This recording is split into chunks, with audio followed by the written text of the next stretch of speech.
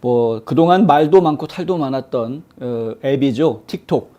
중국의 그 바이트댄스가 운영하고 있는 이 틱톡이 중국 기업으로서 미국에 상당히 많은 인기를 얻고 있습니다. 뭐 미국뿐만이 아니라 전 세계적으로 상당한 인기를 끌고 있는 것이 사실입니다. 그런데 이 틱톡이 이용자 정보를 중국 정부에 전달할 수 있다라는 의혹이 상당히 오래전부터 제기가 되어져 왔었고요.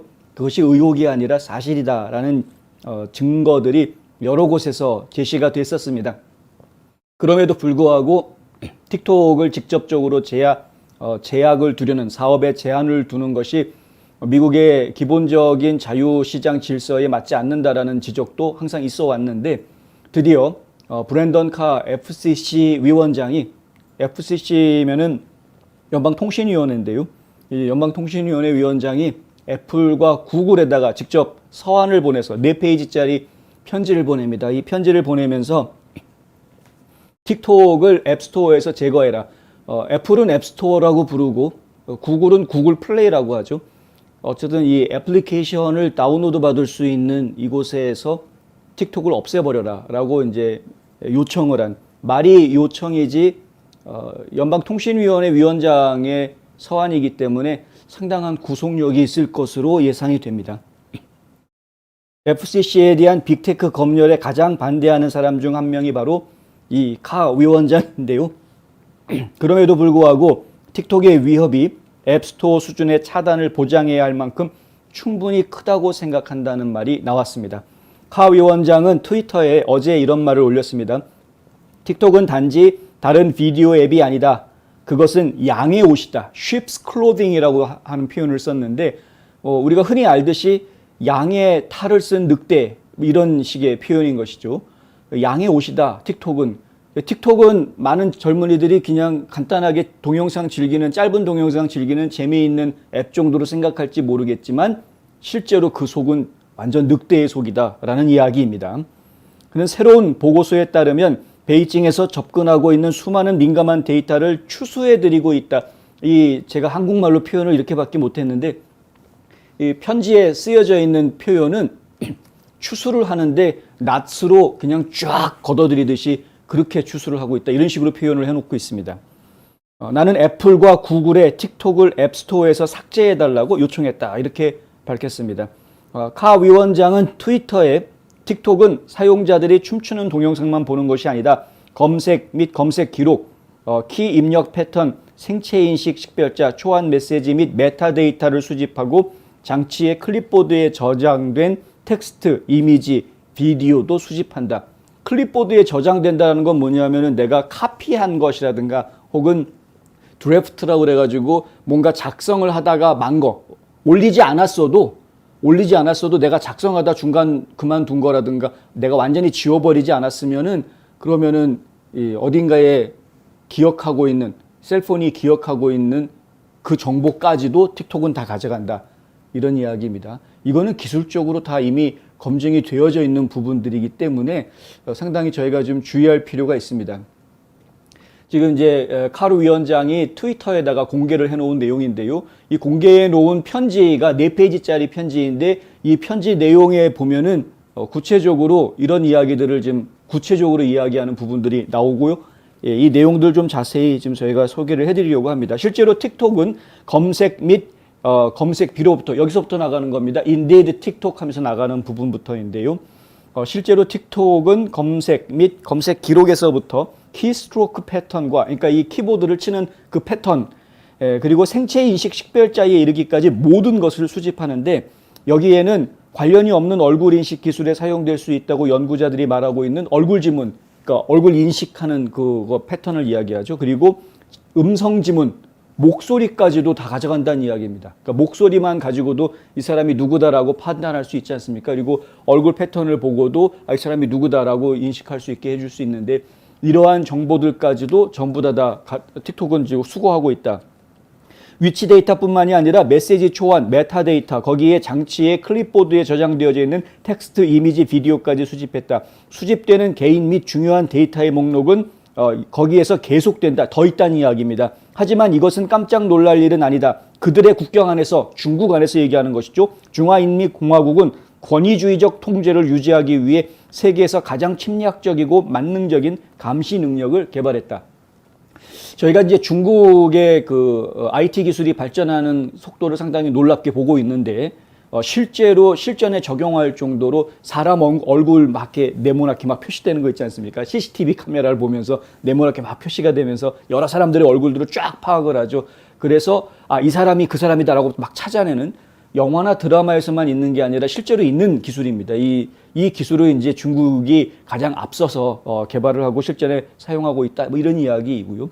지금 미국에서도 이런 기술들을 사용을 하고 있는데 멀리 갈 거 없이 저희 가까이의 애틀란타 경찰청 같은 경우에는 애틀란타 도심 다운타운 지역에 있는 도로마다의 CC 카메라에다가 전부 다 그런 기능들을 다 연결시켜 놓았습니다. 그래서 범죄가 발생했을 경우에 차량을 추적할 수 있게, 그러니까 범죄 차량이 막 움직이면 그 차량의 번호판을 따라서 그 해당 차량이 몇 번 카메라에서 몇 번 카메라 쪽으로 이동했다 해가지고 그걸 쭉 추적해서 이 사람이 지금 어디에 있다 경찰들한테 알려주고 경찰들이 가서 처리할 수 있게 그렇게 하는 시스템을 지금 도입을 했습니다. 뭐 그리고 도입했다고 그래서 검거율이 더 올라갔다 이런 보도는 저희가 아직 못 봤는데 어쨌든 뭐 그런 걸 하고 있는 정도고요. 근데 그 정도 수준이 아니고 지금 중국에서 하고 있는 거는 아예 모든 사람들의 얼굴, 음성 이런 것까지 전부 다 자료를 모으고 있다라는 이야기입니다. 틱톡 하시는 분들 본인의 얼굴 정보, 음성 정보뿐만 아니라 본인이 개인적으로 주고받았던 모든 메시지들이 전부 다 틱톡 회사를 통해서 중국 공산당한테 다 전달됐다라고 보셔도 되는 겁니다. 지금 상황이 심각하기 때문에 FCC에서 이렇게 강하게 조치를 취하라라고 나온 겁니다. 카 위원장은 틱톡의 잘못된 표현 패턴은 중국 공산당의 빚진 기업의 소유권과 결합돼 미군 지부와 중국 공산당이 빚졌다는 이야기가 아니고 소유된, 그러니까 중국 공산당이 소유하고 있는 기업에 이 결합이 되어져 있어서 미군 지부와 국가안보기관들이 정부 기기에서 틱톡을 금지시키는 결과를 초래한 바 있다. 그러니까 이미 미국에 있는 정보기관들은 직원들한테 틱톡 사용하지 말아라고 금지령이 이미 내려져 있는 상황이고요. 상하원의 초당파 지도자들이 우려를 표명했다. 이것도 이미 우려 표명, 이미 진작에 나온 것들입니다.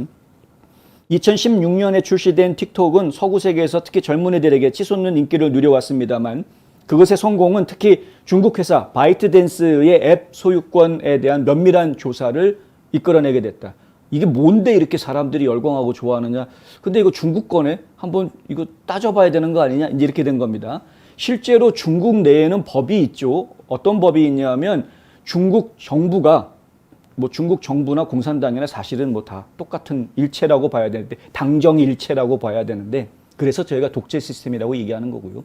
근데 중국 공산당이 됐건 하여간 중국 정부가 됐건 이거는 국가 안보에 위협이 되는 것 같다라고 의혹을 제기하고 데이터 내놔라라고 이야기하면 모든 민간 기업들이 데이터를 제공해야 될 의무가 있습니다. 이게 중국의 법입니다.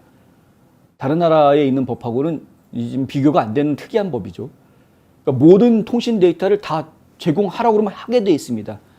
그렇기 때문에 더더군다나 중국 공산당이 지분을 참여하고 있는 이 바이트댄스 같은 경우에는 더더욱 위험한 것 아니냐 이런 지적을 받았던 것이죠. 애플과 구글의 수많은 정책 조항들은 틱톡의 비밀 데이터 수집 패턴과 관련이 있다.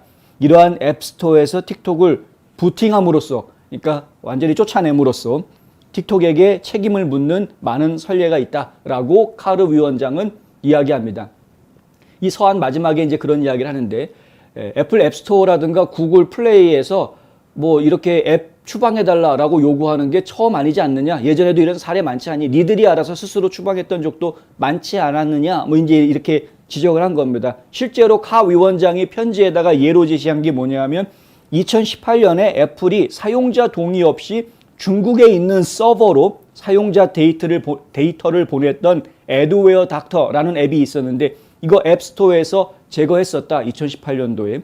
구글 역시 최근에 데이터를 수집하는 것으로 의심되는 수십 개의 앱들을 구글 플레이에서 제거한 바 있다.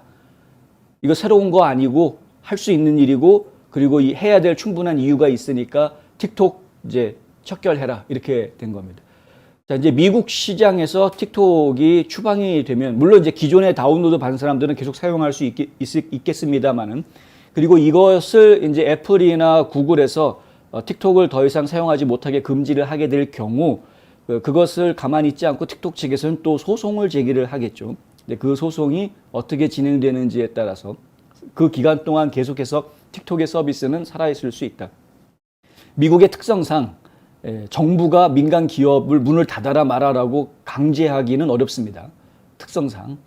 이것이 중국계 회사임에도 불구하고 중국인의 회사가 아니라 법적으로는 지금 미국 회사로 되어 있기 때문에 그렇기 때문에 이게 지금 이제 그런 좀 애매한 문제들이 있습니다. 그렇다 보니까 이런 그 정책적으로 이렇게 제재를 할 수밖에 없는 그런 상황으로 좀 가고 있는 것이고요. 틱톡은 수십 개의 다른 중국 웹사이트와 앱들과 함께 사생활, 주권 문제를 이유로 인도 정부에서 이미 금지된 바 있습니다. 트럼프 행정부에서도 트럼프가 대통령으로 있었을 때 이미 이 앱을 금지하려고 노력했던 적이 있습니다. 저희도 이걸 보도한 적이 있었는데요. 그런데 소송에 걸렸고 연방판사가 못하게 했죠. 틱톡 계속 사용할 수 있게 만들어놨죠. 그 이후에 바이든이 취임을 하고 나서 이 트럼프 대통령이 틱톡을 제재하려고 했던 그 제재 조치를 해제해버립니다. 그래서 틱톡이 바이든이 취임한 이후에 아주 자유롭게 지금 영업 행위를 하고 있는데 그 이야기는 다시 바꿔서 이야기하면 트럼프 대통령 때 우리 국민들의 개인정보가 중국으로 넘어가는 것을 막게 하기 위해서 노력했는데 연방 판사가 그거를 방해를 했고 바이든이 대통령이 된 이후에 우리 국민들의 사생활 정보가 중국 정부로 그대로 넘어갈 수 있게끔 길을 활짝 열어주었다. 이런 이야기입니다. 대놓고 이야기하면 이렇게 됩니다. 저는 틱톡을 안 합니다만은.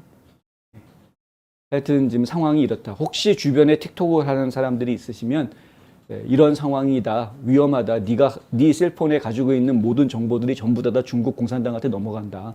이 얘기를 좀 해주시기 바랍니다. 이게 예전하고 달라서요. 이 엄청나게 많은 수억 명의 자료들을 빅데이터로 만들어서 모종의 작업들을 얼마든지 해낼 수 있는 세상이기 때문에 그 정도의 기술들이 발전해 있는 세상이기 때문에 그렇습니다. 이거 가지고 뭐 선거 조작 개입 이런 거 하는 거는 일도 아니고요. 국민들 정서를 흐려놓는 거, 뉴원비어를 국민들 사이에 퍼뜨리는 거 일도 아닙니다. 이런 정보를 가지고 있으면. 상당히 위험한, 국가를 완전히 야들야들하게 만들어버린, 위험하게 만들어버린 행동이었다. 바이든은 정말 이런 것까지도 정말 우리한테 욕을 먹는 상황이 되었다. 어쨌든 공화당의 이 통신위원장이 공화당원이라는 게 참 다행이고요. 이런 면에서는 조금 늦은 감이 있긴 하지만은 이런 용단 있는 결정을 내리고 행동에 옮겨주어서 저는 감사할 따름입니다.